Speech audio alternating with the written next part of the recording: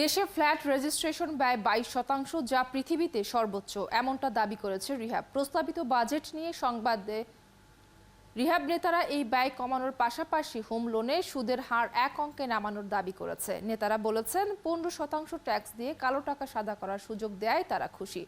অনুপ অধিকারী তরুণ জানাচ্ছেন বিস্তারিত।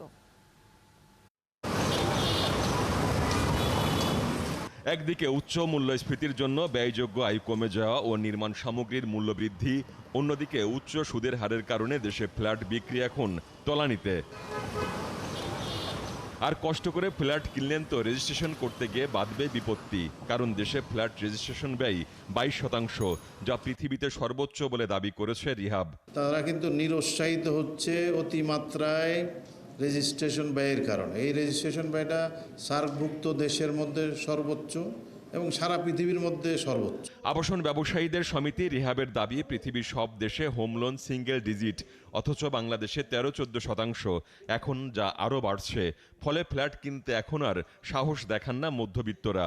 যদি দীর্ঘমেয়াদী সিঙ্গেল ডিজিটের লোনের ব্যবস্থা করা হয় তাহলে আবাসন শিল্প আরও সমৃদ্ধ হবে এবং মধ্যবিত্ত শ্রেণী তাদের কাঙ্ক্ষিত যে আবাসন সেটা প্রাপ্ত হবে। তবে প্রস্তাবিত বাজেটে 15% ট্যাক্স দিয়ে কালো টাকা সাদা করার সুযোগ দেয়াকে সাধুবাদ জানিয়েছে রিহ্যাব।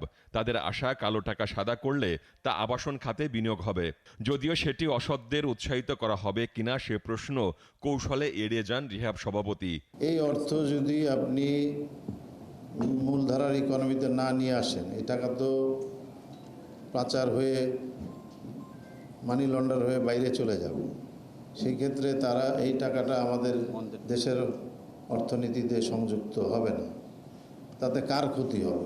আবাসন খাতের ক্রান্তিকাল কাটিয়ে উঠতে রাজধানী উন্নয়ন কর্তৃপক্ষ রাজউক প্রণীত বিশদ অঞ্চল পরিকল্পনা ড্যাপের আরও সংশোধন চান রিহ্যাব নেতারা। পলিসিটাকে চেঞ্জ করার জন্যই আমরা সরকারের কাছে অনুরোধ জানাচ্ছি যে দ্রুত ড্যাপের ফাহারের মান পরিবর্তন করার।